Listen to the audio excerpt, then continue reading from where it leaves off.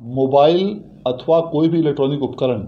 ले जाना सभी परीक्षार्थियों के लिए पूरी तरह से वर्जित किया गया है। और जो भी परीक्षार्थी यदि इस प्रकार के कोई भी उपकरण ले जाते हुए पाए जाते हैं तो उनका न सिर्फ वह उपकरण जब्त कर लिया जाएगा बल्कि उनको परीक्षा से निष्कासित करते हुए उनको परीक्षा से वंचित भी किया जाएगा और उनके विरुद्ध में प्राथमिकी भी दर्ज कराई जाएगी। परीक्षार्थियों के लिए यह ध्यान देना अत्यंत आवश्यक है कि परीक्षा केंद्रों पर प्रवेश की अनुमति परीक्षा प्रारंभ होने के 10 मिनट पूर्व तक ही मिलेगी। अर्थात जो परीक्षा फर्स्ट सिटिंग में 9:30 बजे प्रारंभ होगी उस परीक्षा केंद्र पर परीक्षार्थी को 9:20 तक हर हाल में पहुंचना अनिवार्य होगा। और जो परीक्षा द्वितीय पाली की 1:45 से शुरू होगी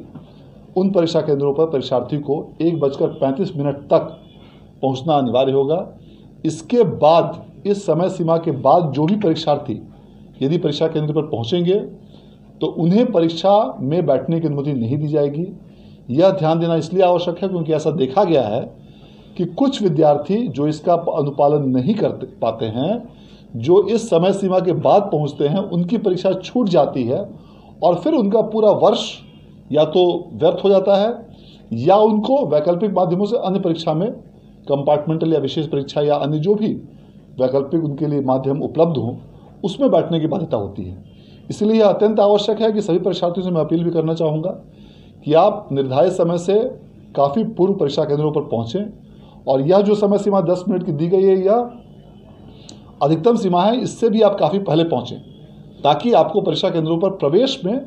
किसी भी प्रकार की दिक्कत न हो और ट्रैफिक जाम या इत्यादि अन्य किसी भी प्रकार की यदि जिले में कोई समस्या होती है उसके कारण आपको परीक्षा में किसी प्रकार की कठिनाई नहीं हो। इस परीक्षा केंद्रों पर पूरी तरह कड़ाई के साथ कदाचार रहित और स्वच्छ परीक्षा कराने के लिए बिहार विद्यालय परीक्षा समिति द्वारा सभी जिलों के डीएम्स को और एसपीज को आवश्यक दिशा निर्देश निर्गत किए गए हैं। और इसके आलोक में सभी जिलों में पर्याप्त संख्या में दंडाधिकारी, पुलिस पदाधिकारी और पुलिस बलों की प्रतिनियुक्ति इन सभी परीक्षा केंद्रों पर की गई है। इसके साथ ही सभी जिलों में जोनल दंडाधिकारी,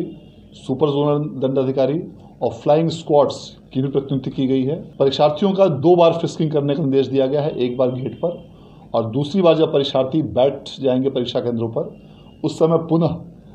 परीक्षार्थियों की दोबारा जांच कराई जाएगी। और 25 परीक्षार्थियों पर एक वीक्षक की व्यवस्था की गई है और ये वीक्षक उन परीक्षार्थियों के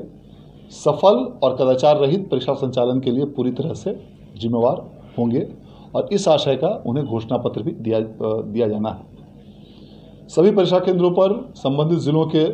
संबंधित पदाधिकारियों द्वारा धारा 144 लागू कर दी गई है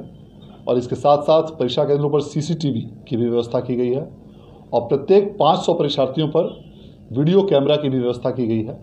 और इसके अलावा परीक्षा केंद्रों के बाहरी भागों में भी वीडियोग्राफर की भी व्यवस्था की गई है।